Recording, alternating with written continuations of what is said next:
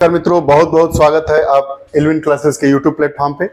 मेरा नाम विवेक कुमार पांडे है और हम भारतीय राज्य व्यवस्था विषय को पढ़ रहे हैं। सामान्य अध्ययन का यह बहुत ही महत्वपूर्ण सेगमेंट है। इसमें हम फंडामेंटल राइट्स की बात कर रहे हैं। फंडामेंटल राइट मौलिक अधिकार क्या होते हैं, इसकी हम चर्चा कर चुके हैं। 3 कक्षाओं में हमने अनुच्छेद 30 तक बात किया था। आज इस फंडामेंटल राइट्स की चौथी कक्षा में हम बात करेंगे आर्टिकल 32 की, और यह मूल अधिकारों की यह कक्षा जो चौथे पार्ट में चल के आज इसका वाइंड अप कर दिया जाएगा। उसके बाद आगे अगली कक्षाओं में अगले पार्ट को हम लोग पढ़ेंगे। अनुच्छेद 32 क्या है? संवैधानिक उपचारों का अधिकार। संवैधानिक उपचारों का अधिकार, ये स्टेटमेंट बार बार पूछा है कि संवैधानिक उपचारों के अधिकार को किसने संविधान की आत्मा और हृदय कहा? आत्मा और हृदय कहा तो डॉक्टर भीमराव अंबेडकर ने संवैधानिक उपचारों का अधिकार अनुच्छेद 32, कई बार आर्टिकल पूछ देता है, कई बार तो इसे क्या कहा? संविधान की आत्मा और हृदय कहा है। अब अनुच्छेद 32 क्या है? मूल अधिकारों की घोषणा तब तक तर्कहीन है, शक्तिहीन है, जब तक कोई प्रभावी मशीनरी उसको लागू करने के लिए न बने। कानून, बात सही है कि मतलब कोई भी कानून बन जाए, लेकिन उसको कब इम्प्लीमेंटेशन कैसे होगा, उसके लिए अगर कोई प्रभावी संस्था नहीं है तो उसका बनना ना बनना दोनों बराबर है। तो वही बात कह रहा है यहाँ पे कि अनुच्छेद जो हमारा 32 है, मूल अधिकारों की घोषणा तब तक तर्कहीन है, शक्तिहीन है, जब तक कोई प्रभावी मशीनरी उसको लागू करने के लिए ना हो। अब अनुच्छेद 32 में 4 प्रकार के प्रावधान हैं। अनुच्छेद 32 में कौन कौन से प्रावधान हैं उनको पढ़ते हैं। मूल अधिकारों को प्रवर्तित करने के लिए समुचित कार्रवाइयों द्वारा उच्चतम न्यायालय में समावेदन करने का अधिकार प्रत्याभूत है। अनुच्छेद 32 हमें क्या अधिकार देता है? मौलिक अधिकारों के हनन होने पर हम सीधे सुप्रीम कोर्ट में जा सकते हैं। उसी की बात कर रहा है कि मूल अधिकार कैसे अधिकार? मूल अधिकारों को प्रवर्तित करने के लिए समुचित कार्रवाइयों द्वारा उच्चतम न्यायालय में समावेदन करने का अधिकार प्रत्याभूत है। उच्चतम न्यायालय को किसी भी मूल अधिकार के संबंध में निर्देश या आदेश जारी करने का अधिकार है। मूल अधिकारों के संबंध में आदेश या निर्देश जारी करने का अधिकार किसको है? सुप्रीम कोर्ट को। उसके द्वारा जारी रिट में शामिल है बंदी प्रत्यक्षीकरण। अब सुप्रीम कोर्ट अनुच्छेद 32 के तहत 5 प्रकार की रिट जारी करता है। कौन कौन से? बंदी प्रत्यक्षीकरण, परमादेश, प्रतिषेध, उत्प्रेषण और अधिकार परीक्षा। यह रिटों के बारे में पूछा जाता है। आगे हम पढ़ेंगे सबको डिटेल से। संसद को यह भी शक्ति प्राप्त है कि वह किसी अन्य न्यायालय सभी प्रकार के निर्देश, आदेश और रिट जारी करने की शक्ति प्रदान करे। सुप्रीम कोर्ट किसी अन्य न्यायालय को भी मूल अधिकारों के संबंध में ऐसी शक्ति और रिट जारी करने का आदेश दे सकता है। यद्यपि उच्चतम न्यायालय को प्रदत्त शक्तियों के विरुद्ध किसी पूर्वाग्रह से रहित नहीं होनी चाहिए। यहाँ कोई अन्य उच्च न्यायालय सहित शामिल नहीं है। देखिए, कह रहा है कि न्यायालय दे देगा, लेकिन न्यायालय को ऐसा नहीं करना है कि सुप्रीम कोर्ट के द्वारा जो मूल अधिकारों के संबंध में जो निर्णय दिया गया है उसके विरोध में ही जो निम्न न्यायालय है जिसको आदेश दिया गया है, आदेश से निर्देश जारी करने का, वो जारी कर दे। अब अनुच्छेद 226 के तहत हम सीधे हाई कोर्ट में फंडामेंटल राइट के हनन होने पर सीधे जा सकते हैं। मौलिक अधिकारों के हनन होने पर हम कहां सीधे जा सकते हैं? अनुच्छेद 226 के तहत हाई कोर्ट में, और अनुच्छेद 32 के तहत सुप्रीम कोर्ट में जा सकते हैं। अनुच्छेद 32 के तहत उच्चतम न्यायालय 5 प्रकार के रिट जारी करता है। कौन कौन से रिट है? बंदी प्रत्यक्षीकरण, परमादेश, प्रतिषेध, उत्प्रेषण और अधिकार परीक्षा। उसके बाद संसद को यह शक्ति है कि सर्वोच्च न्यायालय के अलावा किसी अन्य न्यायालय को यह काम करने के लिए दे दे। अब आगे चौथा है हमारा प्रावधान कि सुप्रीम कोर्ट में, उच्चतम न्यायालय में जाने के अधिकार को इस संविधान द्वारा अन्यथा उपबंधित के सिवाय निलंबित नहीं किया जा सकता है। उपबंधित किया जाएगा, निलंबित नहीं किया जाएगा। मौलिक अधिकारों को कभी कम करने के लिए कोई भी संविधान संशोधन नहीं बनाया जाएगा, न ही कोई ऐसा नियम बनाया जाएगा। इस तरह राष्ट्रपति राष्ट्रीय आपातकाल 359 के तहत, राष्ट्रीय आपातकाल के समय राष्ट्रपति देश का मालिक ही होता है, संवैधानिक प्रमुख है हमारी संसदीय लोकतंत्रात्मक प्रणाली में, तो निलंबित स्थगित किया जा सकता है। स्थगन मतलब कुछ दिनों के लिए चीजों को रोकना, कुछ दिनों के लिए उस व्यवस्था को रोक देना, उसको कि आप यहीं पे सेटल मतलब रहिए, आपका अधिकार अभी कुछ दिनों के लिए रोक दिया गया है। अब रिट 5 प्रकार के होते हैं। रिट क्यों जारी किया जाता है इनके बारे में देखते हैं। अनुच्छेद जो हमारा 32 का उद्देश्य है, मूल अधिकारों हेतु गारंटी, प्रभावी और सुलभ संक्षेप उपचारी की व्यवस्था करता है। रीट 5 प्रकार के होते हैं: बंदी प्रत्यक्षीकरण, परमादेश, प्रतिषेध, उत्प्रेषण और अधिकार परीक्षा। बंदी प्रत्यक्षीकरण का अर्थ क्या होता है? बंदी प्रत्यक्षीकरण, जिसको आपने बंदी बनाया है उसका प्रत्यक्षीकरण किया जाए, उसको पेश किया जाए। लेकिन कहां पेश कर दिया जाए? खाप पंचायत के सामने नहीं, जो स्थानीय वहां पे नियरेस्ट मजिस्ट्रेट हो वहां पे। तो बंदी प्रत्यक्षी जो रीट जारी किया जाता है उसका अर्थ होता है, बंदी प्रत्यक्षीकरण का ही अर्थ होता है कि प्रस्तुत किया जाए। किसको प्रस्तुत किया जाएगा? जिसको बंदी बनाया गया होगा। तो उस व्यक्ति के संबंध में न्यायालय द्वारा जारी आदेश है, आर्डर है, यह आर्डर है। आदेश क्या होता है? आदेश मतलब किसी चीज को करने के लिए विधिक रूप से जो जारी डॉक्यूमेंट्स होता है, निर्णय होता है, उसी को आदेश कहते हैं। आदेश में निर्देश और कानून दोनों शामिल होता है, अर्थात आदेश का पालन नहीं करेंगे तो आप दंड के भी भागी हो सकते हैं। तो वही बात कर रहा है कि यह उस व्यक्ति के संबंध में न्यायालय द्वारा जारी आदेश है जिसे दूसरे हिरासत में रखा गया है, उसे इसके सामने प्रस्तुत किया जाए, तब न्यायालय मामले की जांच करता है। यदि हिरासत में लिए गए व्यक्ति का मामला अवैध है तो उसे स्वतंत्र किया जा सकता है। इस तरह किसी व्यक्ति को जबरन हिरासत में रखने के विरोध में है। यह जो हमारा बंदी प्रत्यक्षीकरण है, इसमें यह कहा जाता है कि जिस व्यक्ति को आपने हिरासत में लिया है, बंद किया है, उसको तुरंत मजिस्ट्रेट के सामने पेश किया जाए, न्यायालय के सामने पेश किया जाए। अगर उनको गिरफ्तार करने, बंदी बनाने का मामला सही नहीं है तो उनको तुरंत स्वतंत्र किया जाए। दूसरा, यह रीट कब नहीं जारी की जा सकती है, अर्थात बंदी प्रत्यक्षीकरण की रीट कब नहीं जारी की जा सकती है? देखिए बंदी प्रत्यक्षीकरण की रीट कब जारी नहीं की जा सकती है? जब हिरासत कानून सम्मत है, कार्रवाई किसी विधानमंडल या न्यायालय की अवमानना के तहत हुई है, न्यायालय द्वारा हिरासत दिया गया है और हिरासत न्यायालय के न्याय क्षेत्र से बाहर हुई है, तब यह रीट जारी नहीं की जा सकती है। अब परमादेश का अर्थ होता है, परमादेश मतलब हम आदेश देते हैं, अर्थात ये अर्थात है। परमादेश दूसरे प्रकार की जो रीट है अनुच्छेद 32 के तहत सुप्रीम कोर्ट के द्वारा जारी होती है। परमादेश मतलब हम आदेश देते हैं। यह एक नियंत्रण है जिसे न्यायालय द्वारा सार्वजनिक अधिकारियों के खिलाफ दिया जाता है। सार्वजनिक इकाई, निगम, अधीनस्थ न्यायालयों या सरकार के खिलाफ परमादेश रीट जारी किया जाता है ताकि उनसे कार्यों और नकारने के संबंध में पूछताछ की जा सके। अब परमादेश रीट जारी नहीं किया जा सकता है कहां? निजी व्यक्तियों या इकाई के विरुद्ध। मतलब मैं हूं विवेक, मेरे खिलाफ परमादेश रीट नहीं जारी किया जा सकता है। हमारी संस्था के खिलाफ, राज्य सरकार के खिलाफ, किसी निकाय के खिलाफ, किसी अधीनस्थ न्यायालय द्वारा या सरकार के खिलाफ यह रीट जारी करो। अब परमादेश का मतलब क्या है? जैसे जिला न्यायालय द्वारा अपने न्याय क्षेत्र से, अपने क्षेत्र से ऊपर उठकर, अपने निर्णय देने की क्षमता से ऊपर उठकर कोई आदेश या रीट जारी कर दिया जाता है या कोई आदेश जारी कर दिया जाता है, उसके खिलाफ यह रीट जारी किया जाता है, जिसका नाम परमादेश है। अब यह परमादेश रीट नहीं जारी किया जाएगा निजी व्यक्तियों या इकाई के विरुद्ध, गैर संवैधानिक विभागों के खिलाफ, जब कर्तव्य विवेकानुसार हो, जरूरी नहीं है, संविदात्मक दायित्व को लागू करने के विरुद्ध, राष्ट्रपति या राज्यपाल के विरुद्ध। ये पूछा जाता है कि परमादेश रीट क्या राष्ट्रपति और राज्यपाल के विरुद्ध जारी किया जा सकता है? जी नहीं।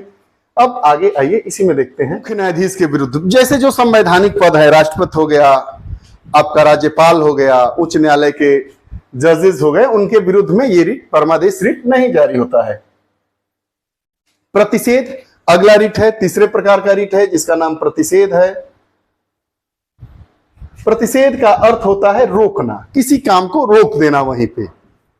इसे किसी उच्च न्यायालय द्वारा अधीनस्थ न्यायालयों को या अभिकरणों को अपने से उच्च न्यायिक कार्यों को करने से रोकने के लिए जारी किया जाता है कि अगर अमुक न्यायालय के क्षेत्र में आता है कोई चीज और उससे बाहर अगर वो जाके काम करने लगते हैं तो उनको रोकने का काम करने के लिए प्रतिषेध किया जाता है, रोक दिया जाता है उच्च न्यायालय के द्वारा।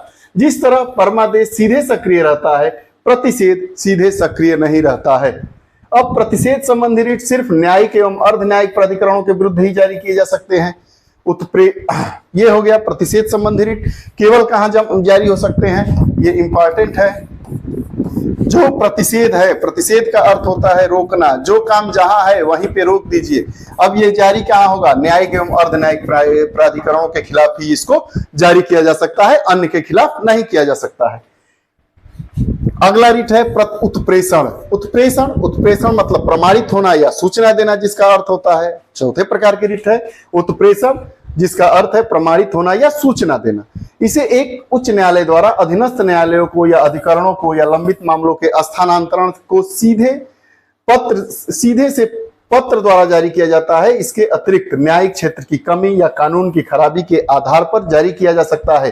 दो आधार होते हैं इसके जारी करने के लिए। उत्प्रेषण कहाँ होना है? आप सूचना दीजिए, अधीनस्थ न्यायालयों को दिया जाता है, अपने लंबित मामलों के स्थानांतरण करिए उसके लिए, या न्यायिक क्षेत्र की कमी या कानून की खराबी के आधार पर इसे जारी किया जाता है। इस तरह प्रतिषेध से हटकर जो केवल निवारक है, उत्प्रेषण निवारक एवं सहायक दोनों तरह का है। उत्प्रेषण रिट क्या है? निवारक और पूछा जाता है। उत्प्रेषण रिट क्या है?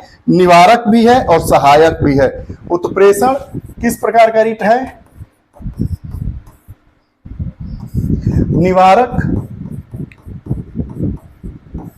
निवारक और सहायक, यह दोनों तरीके से काम करता है। और जो ये प्रतिषेध है वह केवल निवारक है। प्रतिषेध मिलाने के लिए आता है, प्रतिषेध केवल निवारक है। दोनों में डिफरेंस ये है। अब पहले उत्प्रेषण रिट सिर्फ न्यायिक या अर्ध न्यायिक प्राधिकरणों के खिलाफ ही जारी किया जा सकता था। आगे देखते हैं इसको क्या कहानी है इसकी। पहले जो उत्प्रेषण रिट था वो केवल सिर्फ न्यायिक या अर्ध न्यायिक प्राधिकरणों के खिलाफ जारी किया जा सकता था, प्रशासनिक इकाइयों के खिलाफ नहीं। लेकिन पूछता है, देखिए ये आपका थोड़ा सा करेंट वाला सेगमेंट भी इसको मान सकते हैं। 1991 में सुप्रीम कोर्ट ने यह व्यवस्था की कि उत्प्रेषण व्यक्तियों के अधिकारों को प्रभावित करने वाले प्रशासनिक प्राधिकरणों के खिलाफ भी जारी किया जा सकता है। जैसे बिजली नहीं आ रहा है, हमारी व्यवस्थाएं प्रभावित हो रही है, तो उत्प्रेषण आप जाएंगे कि हमारे मौलिक अधिकारों का हनन हो रहा है, मैं पैसा दे रहा हूं, हमें उसके बदले में सेवा नहीं मिल रही है। आप सीधे सुप्रीम कोर्ट जा सकते हैं और वहां से ये रिट जारी किया जा सकता है। तो 1991 में उच्चतम न्यायालय ने फैसला दिया कि जो उत्प्रेषण है वह व्यक्तियों के अधिकारों को प्रभावित करने वाले प्रशासनिक प्राधिकरणों के खिलाफ भी जारी किया जा सकता है। अब अगला हमारा है अधिकार परीक्षा। यह 5वें प्रकार का रिट है। अधिकार परीक्षा मतलब प्राधिकृत या वारंट के द्वारा। इसे न्यायालय द्वारा किसी व्यक्ति द्वारा सार्वजनिक कार्यालय में दायर अपने दावे की जांच के लिए जारी किया जाता है। अधिकार परीक्षा, हमारी इच्छा क्या है, हमारा अधिकार क्या है, तो इसे न्यायालय द्वारा किसी व्यक्ति द्वारा सार्वजनिक कार्यालय में दायर अपने दावे की जांच के लिए किया जाता है। अतः यह किसी व्यक्ति द्वारा लोक कार्यालय के अवैध अनाधिकार करने को रोकता है। मतलब कोई ऐसा कार्यालय नहीं है सरकारी की जो मतलब किसी व्यक्तियों को अनाधिकार रूप से उसको प्रताड़ित करेगा, उसके खिलाफ अधिकार परीक्षा है। इसे मंत्रित्व कार्यालय या निजी कार्यालय के लिए जारी नहीं किया जा सकता है। मंत्री जी के कार्यालय के लिए नहीं जारी किया जाएगा और निजी कार्यालय के लिए नहीं जारी किया जा सकता है। अन्य 4 रिटों से हटकर इसे भी इच्छुक व्यक्ति द्वारा जारी किया जा सकता है, न कि पीड़ित व्यक्ति द्वारा। 4 रिटों की बात नहीं कर रहा। अधिकार परीक्षा क्या है? जो ऐसा नहीं है कि जो पीड़ित होगा वही जाएगा न्यायालय में शरण लेगा। अनुच्छेद 32 के तहत सुप्रीम कोर्ट, अनुच्छेद 226 के तहत हाई कोर्ट। ये हम देख रहे हैं कि अमुक व्यक्ति पीड़ित हो रहा है तो मैं भी जा सकता हूं उसकी पीड़ा को समझते हुए, कि ताकि वो दिन हमें न देखना पड़े, तो जाएंगे कोर्ट, जाएंगे, अधिकार परीक्षा कोर्ट जारी करेगा और ये सब चीजें हमारी सही हो जाएंगी। इन रिटों को अंग्रेजी कानून से लिया गया है। कहां से लिया गया है? अंग्रेजी कानून से लिया गया है। आइए पढ़ते हैं, ये 5 रिट हो गए, अंग्रेजी कानून से लिया गया है, जहां इन्हें विशेषाधिकार रिट कहा जाता है। अब ब्रिटेन में इसको क्या कहा जाता है? विशेषाधिकार कानून कहा जाता है। मौलिक अधिकारों को इन्हें राजा द्वारा जारी किया जाता था, जिन्हें अब भी न्याय का झरना कहा जाता है। अब पूछ देगा कि जो हमारे मौलिक अधिकार है उनको न्याय का झरना, उनको क्या कहा जाता है? न्याय का झरना कहा जाता है। क्यों? क्योंकि राजा के द्वारा इसको जारी किया जाता है। रिट संबंधी उच्चतम न्यायालय का न्यायिक क्षेत्र उच्चतम न्यायालय से 3 प्रकार से भिन्न है। अब देखिए, रिट जारी करने संबंधी शक्तियों में उच्च न्यायालय की शक्तियां ज्यादा है। वही बात कर रहा है कि रिट संबंधी उच्चतम न्यायालय का न्यायिक क्षेत्र, उच्च न्यायालय मतलब हाई कोर्ट, ये बात कर रहा है सुप्रीम कोर्ट की, ये तीन प्रकार से भिन्न है। वो तीनों प्रकार कौन कौन से हैं उसको देखिए। उच्चतम न्यायालय केवल मूल अधिकारों के क्रियान्वयन को लेकर रिट जारी कर सकता है, जबकि उच्च न्यायालय इसके अलावा किसी और उद्देश्य को लेकर भी इसे जारी कर सकता है। प्रश्न बार बार पूछता है कि क्या रिट जारी करने की शक्ति उच्चतम न्यायालय के पास ज्यादा है या उच्च न्यायालय के पास? तो उच्च न्यायालय के पास रिट जारी करने की शक्ति मौलिक अधिकारों के संदर्भ में ज्यादा है। कैसे ज्यादा है? देखिए कि उच्चतम न्यायालय केवल मूल अधिकारों के क्रियान्वयन को लेकर रिट जारी कर सकता है, जबकि उच्च न्यायालय के अलावा किसी और उद्देश्य को लेकर इसे जारी किया जा सकता है। दूसरी बात, उच्चतम न्यायालय किसी एक व्यक्ति या सरकार के विरुद्ध राज्य जारी कर सकता है रिट, जबकि उच्च न्यायालय संबंधित राज्य के व्यक्ति या क्षेत्र के राज्य को, या यदि मामला दूसरे राज्य से संबंधित हो तो वहां के भी खिलाफ इसे जारी कर सकता है। तीसरा जो अधिकार क्षेत्र इसका जाते है, अनुच्छेद 32 के अंतर्गत उपचार अपने आप में मूल अधिकार है, इसलिए उच्चतम न्यायालय अपने रिट न्याय क्षेत्र को नकार नहीं सकता। दूसरी ओर अनुच्छेद 226 के तहत उपचार विवेकानुसार है। बात यहां समझिए, यहां कह रहा है कि जो हम सुप्रीम कोर्ट में जाते हैं वो हमारा मूल अधिकार के खिलाफ है, इसलिए अनुच्छेद 32 ये अपने न्याय क्षेत्र को नकार नहीं सकते हैं। और जो अनुच्छेद 226 के तहत हम हाईकोर्ट जाते हैं उसके तहत उपचार विवेकानुसार है, इसलिए उच्च न्यायालय अपने रिट संबंधी न्याय क्षेत्र के क्रियान्वयन को नकार सकता है। अनुच्छेद 32 उच्चतम न्यायालय को मूल अधिकारों के संबंध में उच्च न्यायालय को प्राप्त अनुच्छेद 226 के तहत शक्ति प्रदान नहीं करता है। यह नहीं है कि अनुच्छेद 32 के तहत ही अनुच्छेद 226 में अधिकार दिया गया है। सुप्रीम कोर्ट हाई कोर्ट को अधिकार नहीं देता है रिट के मामलों में कि रिट जारी करिए। जो व्यक्ति अनुच्छेद 32 के तहत सुप्रीम कोर्ट जाएगा अपने मौलिक अधिकारों के हनन के लिए, तो सुप्रीम कोर्ट उसे नकार नहीं सकता है, उस पर अपना निर्णय सुनाएगा। इस 5 प्रकार के रिटों में से कोई एक रिट जारी करेगा।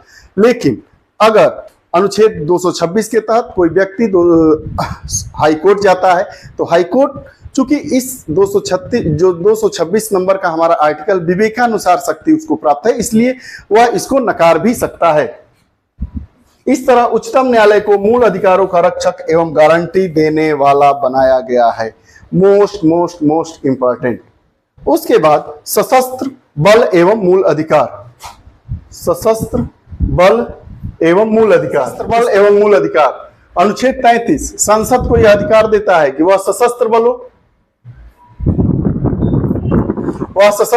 अर्धसैनिक बलों, पुलिस बलों, खुफिया विभागों एवं अन्य के मूल अधिकारों पर युक्त प्रतिबंध लगा सके। मतलब मूल अधिकारों पर प्रतिबंध लगाया जा सकता है। अनुच्छेद 33 के तहत संसद को यह अधिकार है। अनुच्छेद 33 के अंतर्गत विधि निर्माण का अधिकार सिर्फ संसद को है, न कि राज्य विधानमंडल को। यह भी मोस्ट इंपॉर्टेंट है। और यह जो अनुच्छेद 33 है यह वाद योग्य नहीं है। मतलब संसद के द्वारा जो कानून बना दिया गया उसके प्रतिबंध पर, तो वह प्रतिबंध किसके लिए केवल होगा? सशस्त्र बल में कार्यरत लोगों के लिए, सशस्त्र बल के लिए होगा। वह वाद योग्य नहीं है, अर्थात इसके खिलाफ आप न्यायालय की शरण नहीं ले सकते हैं। मार्शल लॉ एवं मूल अधिकार क्या है? अनुच्छेद 34 मूल अधिकारों पर प्रतिबंध तब लगाता है जब भारत में कहीं भी मार्शल लॉ लागू हो। मार्शल लॉ मतलब मिलिट्री शासन, सैनिक शासन, उसको मार्शल लॉ कहते हैं। यह संसद को इस बात की शक्ति देता है कि किसी भी सरकारी कर्मचारी को या अन्य व्यक्ति को उसके द्वारा किए जाने वाले कार्य की व्यवस्था को बरकरार रखे या पुनर्निर्मित करे। संसद किसी मार्शल लॉ वाले क्षेत्र में जारी दंड या अन्य आदेश को वैधता प्रदान कर सकता है। जहां पे मार्शल लॉ लागू होगा वहां पे संसद के पास ही केवल शक्ति है कि वहां पर कोई नया कानून जारी कर सकता है, किसी नियम को, कानून को वहां से हटा सकता है।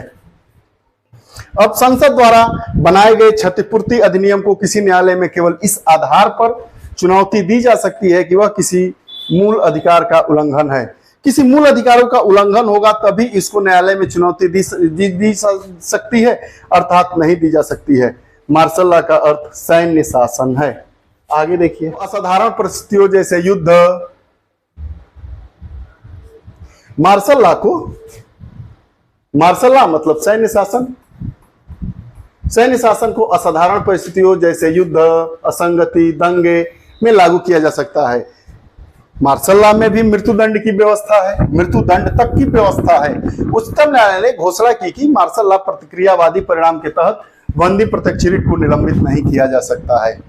उसके बाद अनुच्छेद 34 के तहत मार्शल लॉ की घोषणा अनुच्छेद 352 के अंतर्गत राष्ट्रीय आपातकाल की घोषणा से भिन्न है।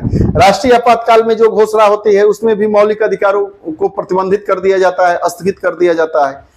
वो स्थगन और अनुच्छेद 34 मतलब मार्शल लॉ के अकॉर्डिंग जो घोषणा की जाती है वो दोनों अलग अलग है, दोनों एक नहीं है। अनुच्छेद 35 क्या है? अनुच्छेद 35 केवल संसद को कुछ विशेष मूल अधिकारों को प्रभावी बनाने के लिए कानून बनाने की शक्ति प्रदान करता है। यह अधिकार राज्य विधानमंडल को नहीं है। एक लाइन में समझिए, जितने अधिकार कानून बनाने की शक्ति मूल अधिकारों पर है वो किसके पास है? संसद के पास, राज्य विधानमंडल के पास नहीं है। यह अधिकार निम्न है। कौन कौन से अधिकार हैं अनुच्छेद 35 के तहत? किसी राज्य या केंद्र शासित या स्थानीय या अन्य प्राधिकरण में किसी रोजगार या नियुक्ति हेतु निवास को व्यवस्था। किसी राज्य या केंद्र शासित, वर्तमान में 28 स्टेट है और 8 केंद्र शासित प्रदेश हैं, या स्थानीय या अन्य प्राधिकरणों में किसी रोजगार या नियुक्ति हेतु निवास की व्यवस्था। अनुच्छेद 16 मूल अधिकारों के क्रियान्वयन के लिए निर्देश आदेश रिट जारी करने के लिए जो उच्चतम एवं उच्च न्यायालयों को छोड़कर अन्य न्यायालयों को सशक्त बनाना। अनुच्छेद 32 सशस्त्र बलों, पुलिस बलों आदि के सदस्यों के मूल अधिकारों पर प्रतिबंध। अनुच्छेद 33 किसी सरकारी कर्मचारी या अन्य व्यक्ति को किसी क्षेत्र में मार्शल लॉ के दौरान किसी कृत्य हेतु क्षतिपूर्ति देना। अनुच्छेद 34 ये जो चारों अनुच्छेद हैं, जो अधिकार है संसद को, इस पर अधिकार जो है संसद कानून बना सकता है। यह 4 अधिकार है, यह बहुत ही विशेष प्रकार के अधिकार है। मूल अधिकारों की इस चारों कक्षाओं में हमने मूल अधिकार के एक एक विषय को बहुत बखूबी से पढ़ा। अगर आपको यह कक्षा अच्छी लगी होगी तो आप अपना कमेंट दीजिएगा, अपने मित्रों तक शेयर करिएगा। आप हमारे नए पाठक होंगे तो चैनल को सब्सक्राइब करिएगा।